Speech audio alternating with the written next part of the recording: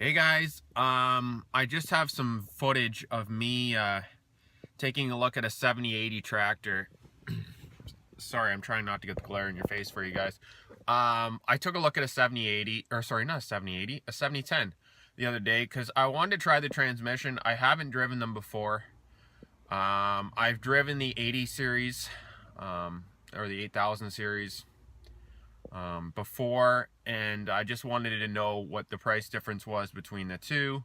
It did have the power director transmission in the 7000 series, which is a little bit different than the one that comes in the 8000 series, but I'll be quite honest, I'm looking for cheaper horsepower.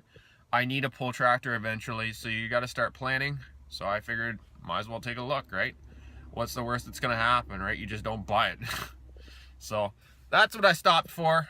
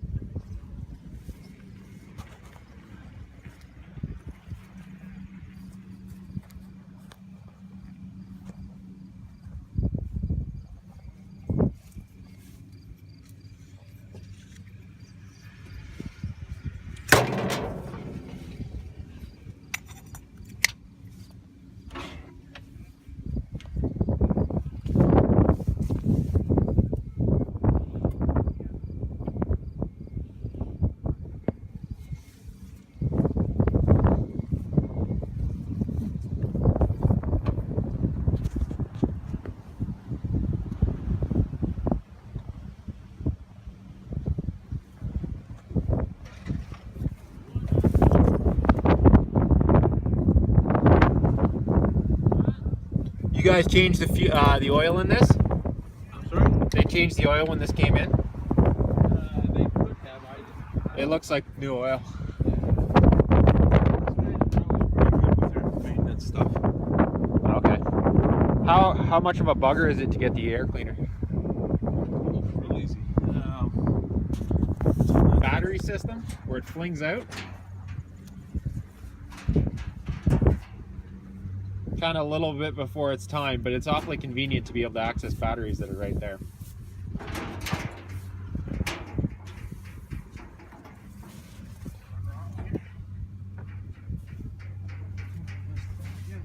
You got her?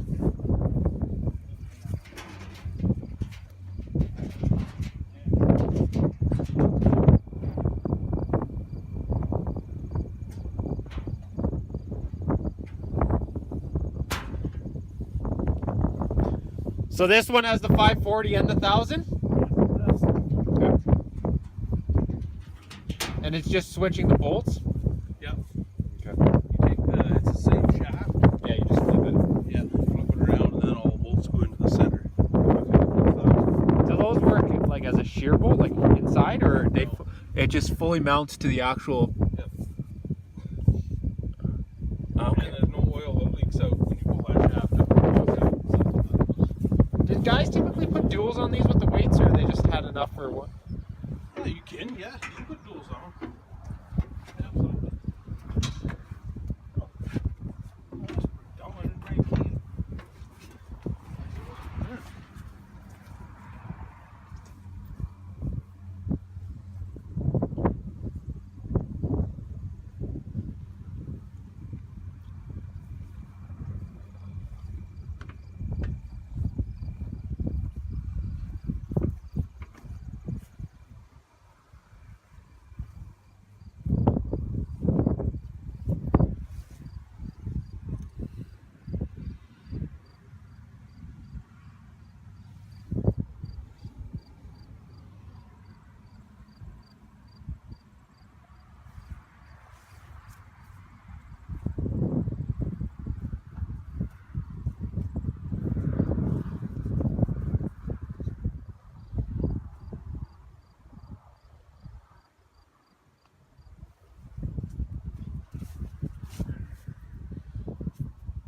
A little bit interesting.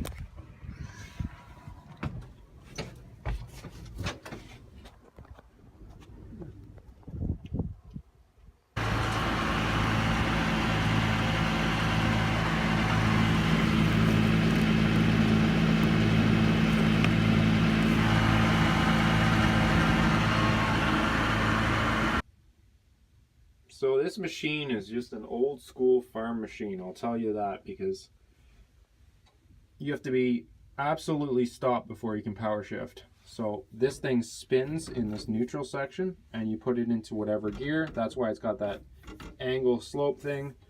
The brakes are really strong, really strong. Clutch is strong, but it would have to be because you have to stop. If you have to stop on a hill with any type of weight, it's got to account for that. It was the reason why I didn't film this when I was kind of doing it was so loud in here because the insulation is falling off on this place or on this piece of machinery. So that's what we're dealing with.